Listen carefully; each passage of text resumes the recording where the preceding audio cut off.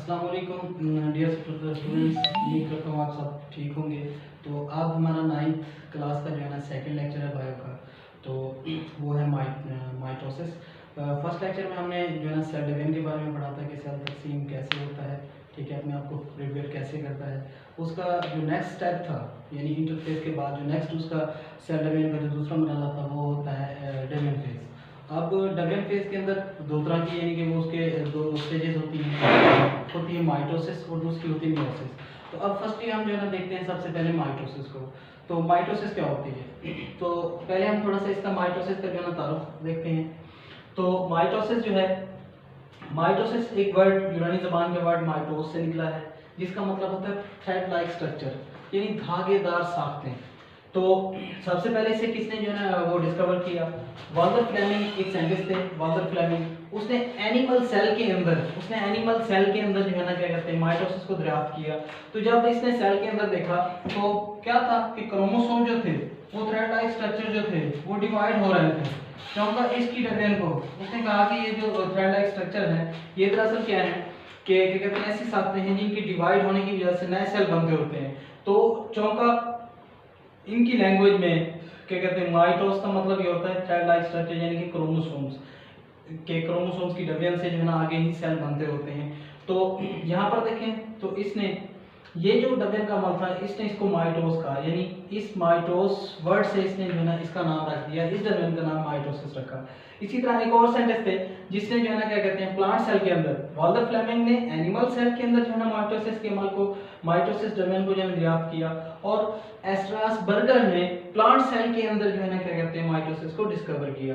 अब हम आगे इसको डिफाइन कैसे करते हैं, यानी कि माइटोसिस होती क्या है। तो माइटोसिस एक ऐसी डिवीजन होती है जिसमें क्या होता है कि एक सेल जब डिवाइड होता है दो के अंदर तो क्या होता है कि नंबर ऑफ क्रोमोसोम्स जो पेरेंट सेल के अंदर थी वही आगे जो डिवाइड होकर नए बनने वाले सेल थे वही क्रोमोसोम्स की तादाद उनमें भी वही रहती है। अब यहाँ पर देखें कि इस सेल के अंदर ये एक पेरेंटल सेल था, कोई भी था, चाहे मेल है चाहे फीमेल। तो जब वो डिवाइड हुआ तो नंबर ऑफ क्रोमोसोम्स की तादाद आगे इसके डिवीजन की वजह से जो नए बनने वाले सेल थे उनके अंदर भी क्रोमोसोम्स की तादाद वही थी जो पेरेंट सेल के अंदर थी। तो चौंका ऐसी डिवीजन जिसमें क्या होता है नंबर ऑफ क्रोमोसोम्स की तादाद वही रहती है जो पेरेंटल सेल में होती है, यानी डॉटर सेल। ये है डॉटर सेल, जो नए बनने वाले सेल हैं पेरेंटल सेल से जो नए बनने वाले सेल हैं उन्हें हम डॉटर सेल कहते हैं। अच्छा, आप देखें कि इसके अंदर पेरेंटल सेल के अंदर भी 46 क्रोमोसोम्स की तादाद थी।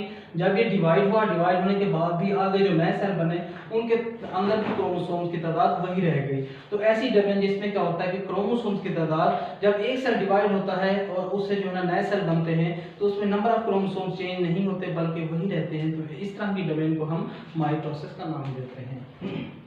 तो हम इसको जो है डिफाइन ऐसे करते हैं कि ऐसी डिवीजन जिसमें पेरेंटल सेल जो है ना उसके अंदर डिवीजन होती है और नए बनने वाले जो सेल होते हैं उनके अंदर क्रोमोसोम्स की तादाद एक जैसी रहती है, यानी जैसे पेरेंटल सेल के अंदर थी वैसी ही डॉटर सेल के अंदर रहती है।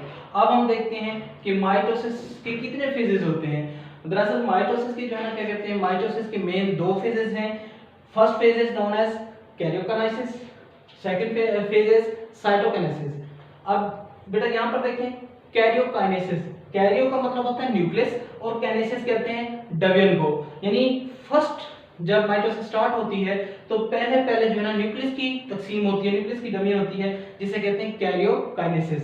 उसके बाद क्या होता है कि जब न्यूक्लियस तकसीम हो जाता है दरमियान वाला हिस्सा इसका सेल का, तो उसके बाद जो है ना क्या कहते हैं इसका साइटोप्लाज्म तकसीम होता है जिसे हम कहते हैं साइटोकाइनेसिस। इसके दो मेन जो है ना माइटोसिस के मेन दो फेजेस हैं जिसको हम कहते हैं कैरियोकाइनेसिस, यानी न्यूक्लियस की तकसीम होती है पहले सेल की, और उसके बाद जो है ना न्यूक्लियस का साइटोप्लाज्म तकसीम होता है जिसे हम साइटोकाइनेसिस कहते हैं। तो ये दो मराहिल हैं जो वेरी इंपॉर्टेंट हैं माइटोसिस के अंदर। और अब हम जो है ना क्या कहते हैं अब हम एक्सप्लेन करेंगे, फर्स्टली हम पढ़ेंगे जो है ना कैरियोकाइनेसिस के बारे में। कैरियोकाइनेसिस के मजीद आगे जो है ना कुछ जो है ना मराहिल हैं वो अब हम आगे देखते हैं। अब हम देखते हैं कैरियोकाइनेसिस। कैरियोकाइनेसिस जो है ना फर्स्ट स्टेप था माइटोसिस का। पहली स्टेज थी जिसमें क्या होता है, न्यूक्लियस की तकसीम होती है कि एक सेल का जो है ना पहले जो है न्यूक्लियस तकसीम होता है। अब कैरियोकाइनेसिस के मजीद और फेजेस हैं कि किस तरह जो है nucleus Aahista Aahista step by step जो है ना तकसीम होता है, तो उसमें क्या क्या चेंजेस आती हैं, क्या क्या तब्दीलियाँ आती हैं, अब हम वो देखते हैं। कैरियोकाइनेसिस का मतलब होता है डिवीजन ऑफ न्यूक्लियस। न्यूक्लियस की तकसीम को क्या कहते हैं, हम कैरियोकाइनेसिस कहते हैं। कैरियो का मतलब न्यूक्लियस होता है, काइनेसिस कहते हैं डिवीजन को।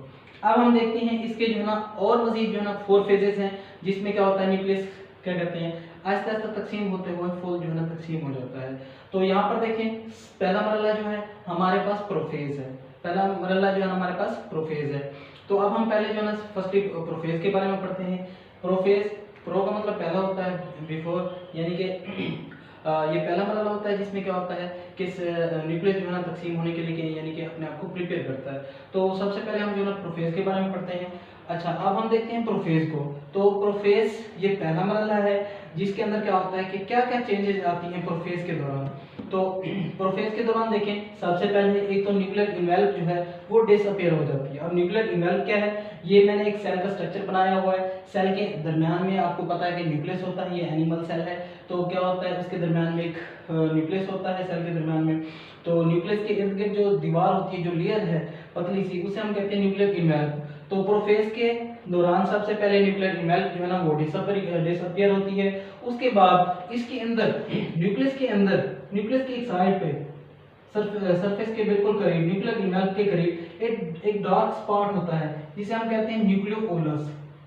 न्यूक्लियोलस, ये डार्क स्पॉट जो है न्यूक्लियस के अंदर, इसे बोलते हैं न्यूक्लियोलस। तो क्या होता है, एक तो न्यूक्लियर इन्वेल्प, ये बाहर वाली जो दीवार है ये खत्म होगी प्रोफेज के दौरान। उसके बाद क्या होगा कि इसके अंदर जो न्यूक्लियोलस है डार्क स्पॉट, ये भी डिसअपीयर हो जाएगा, यानी बिल्कुल खत्म हो जाएगा।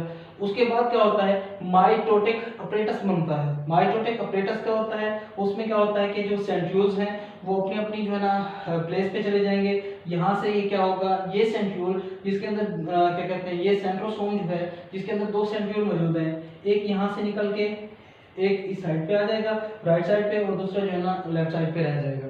तो सेंट्रियोल्स हो गए। उसके बाद जो है ना माइक्रोट्यूब्यूल्स यानी स्पिंडल फाइबर बनेंगे।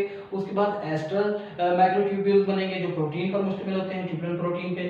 तो इन तमाम को जो है ना हम माइक्रोटोटिक अपरेटस जो है ना कहते हैं। तो अब सबसे पहले हम देखते हैं कि प्रोफेज के अंदर कैसे जो है ना क्या कहते हैं, प्रोफेज के अंदर सबसे पहली तब्दीली क्या आती है। सबसे पहले ये होता है कि इसके अंदर, न्यूक्लियस के अंदर ये जो क्रोमोसोम्स होते हैं, क्या हम ये कह सकते हैं कि कैरियोकाइनेसिस के अंदर क्या ये न्यूक्लियस ऐसे तकसीम होता है?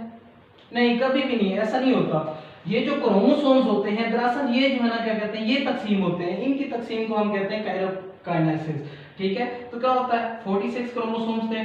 तो अब जब ये सेल डिवाइड होगा तो 2 सेल बनेंगे 23 क्रोमोसोम्स वाले, 23 क्रोमोसोम्स वाले। तो चौका ये क्रोमोसोम्स की डिवीजन है। अब ये देखें, ये एक हैप्लॉइड सेल है जिसमें नंबर ऑफ क्रोमोसोम की तादाद हाफ हाफ रह गई है। तो क्या होता है, न्यूक्लियस खुद तकसीम नहीं होता, जबकि उसके अंदर जो क्रोमोसोम्स मौजूद हैं न्यूक्लियस के अंदर, न्यूक्लियस इन्वेल्प खत्म हो जाती है। उसके बाद क्रोमोसोम्स की डिवीजन होती है जिसको हम जो है ना कैरियोकाइनेसिस बोलते होते हैं। आप यहाँ पर देखें तो चौका इस हालत में आप ये देख रहे हैं कि क्रोमोसोम जो है ना बिल्कुल पतले धागों की फॉर्म में जो है ना नजर आ रहे हैं, इसलिए इनको क्रोमोसोम्स इस हालत में नहीं कहते, बल्कि इस हालत में इनको क्रोमैटिन बोलते हैं। जब ये बिल्कुल थ्रेड लाइक स्ट्रक्चर होते हैं, पतली फॉर्म में होते हैं, तो क्या होता है, इस वक्त ये जो है ना बिखरे हुए होते हैं न्यूक्लियस के अंदर, और इस फॉर्म में इनको हम क्रोमैटिन बोलते हैं। अब क्या होता है कि सम टाइम के बाद यही क्रोमोसोम्स, अब क्रोमोसोम्स जो है ना क्या कहते हैं, इस फॉर्म में है, बिल्कुल ऐसी फॉर्म में। अब क्रोमोसोम्स क्या करते हैं, कॉइल होते हैं, इस तरह आपस में कॉइल होते हैं, और क्या करते हैं, अब ये क्रोमैटिन की बजाय ये क्रोमोसोम्स क्या हैं, इनको हम कहते हैं क्रोमोसोम्स।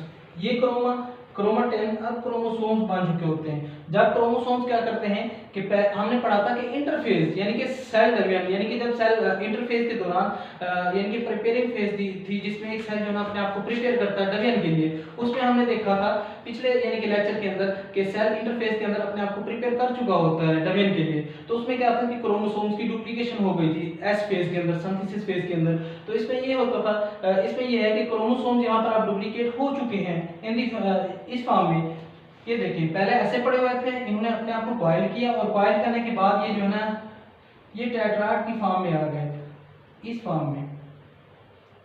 अब ये जो है ना क्रोमोसोम डबल हो गए। अब ये क्या हो गया, क्रोमोसोम डबल। अब क्या होता है